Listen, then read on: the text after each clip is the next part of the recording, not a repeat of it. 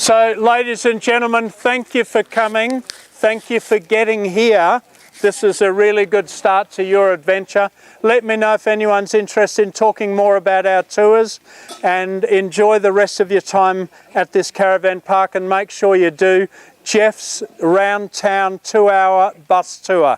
That'll be the other best $10 you'll ever spend. Thank you. I'm going to tell you a little bit about the park. Graham and Deb bought this property 10 years ago, and a little while after that they bought another 30 acres, which takes in whole 62 acres of this property. And 7 years ago they applied through the proper authorities to turn this into a caravan park.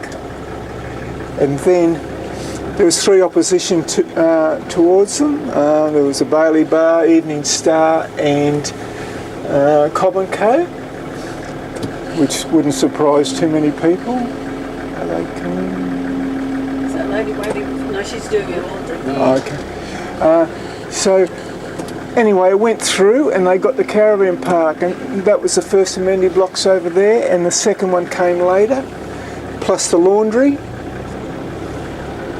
And you'd have a fit if you knew how much cabling and piping went through underneath this caravan park to make it a worthwhile proposition.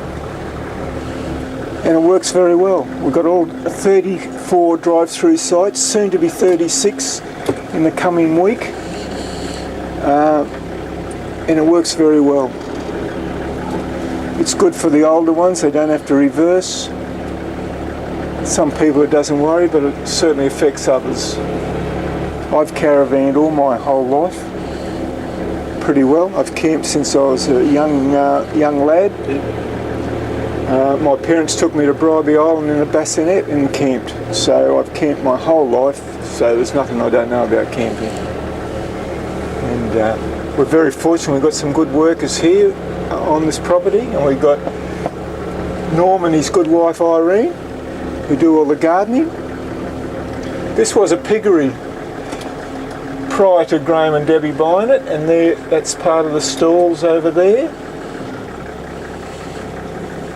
And that big mixing wheel you see there by the bathtub was where they used to mix up the salt. They used to shoot roos here, and they used to use the salt for the pelts or hides, as you wish. As you see over there, we've got plenty of firewood. They're all gidgee posts. Wow. All stacked up. We've got miles of firewood. We only use that for fires. And there's sleepers, old sleepers over there that come from the railway when the truck explosion. Get the glass in, right? And we also have a cabin, upmarket cabin. It's as good as any unit you'd see around Noosa or anywhere inside there. I'm going to give you a bit of history. This property has a lot of history, and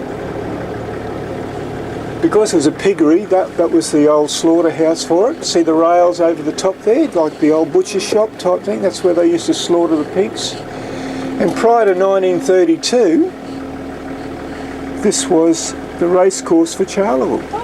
And this building here, where the three boxes down the bottom on the windowsill, red windowsill, were the cashier boxes, and the big slat box at the top was the first, second and third placings.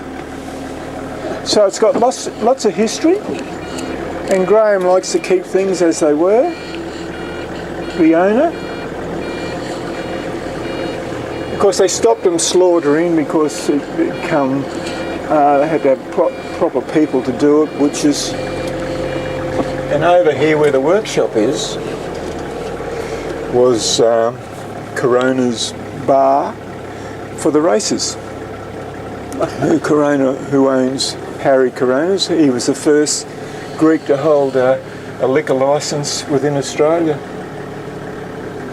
And that was his bar. And I got it from other knowledge that a young fella that comes out here to change his tyres for people, he was born here prior to Graham and Debbie coming here, and they used to have big weddings. They used to put big coal rooms there on that concrete slab, and cater for 300 guests over there on the lawn for weddings. Wow. So it's got lots of history. Got natural irrigation here. Yeah, natural irrigation. And that's Graham and Deb's little bungalow. They love it here. And the boundary is that star picket line over there, and much the same on that side. It's an odd-shaped block at the start, but it is 62 acres. Today I'm going to talk to you lots about floods, and it's quite interesting. This town has suffered a lot of floods from the 1900 right through to the present day. Even last year was almost a flood. They almost cut the highway off. During the 90 flood, we had, it was the flood of the century, they say, and we would be standing in ankle deep water right here. Wow. And across the river, I'm going to take you to a house within a half an hour's time. And she's a typical old Queensland style house, up pretty high, and she had 2 foot of water go through her upper floor. So that shows you how high we are here. It's quite safe. The only thing that lets us down in the rain is you get this red dirt. And you know what the red dirt is? It's aluminium oxide in the soil, and that gives it that colour. So if you went to fly over, did a tour, there's tours around town that you can do a flight for $80 a head. I try to push all businesses because I think it's good for the business. Caravan, that little caravan, Graham bought it off a local. He had to begging to get it, and he ended up getting it for a carton of beer. Some begging. He's good at begging them. And he's been received quite a sum of money offer for it recently, up to $3,000, and I said to him he should have taken the $3,000. This is the Diamantina Development Road, all the way to Mount Isa. It's not all good. Goes through to Mount Isa, does it? It's 1,342 kilometres from the corner down there to Mount Isa. Wow. You go through Thargomindah and all those places, a bit of dirt out that way.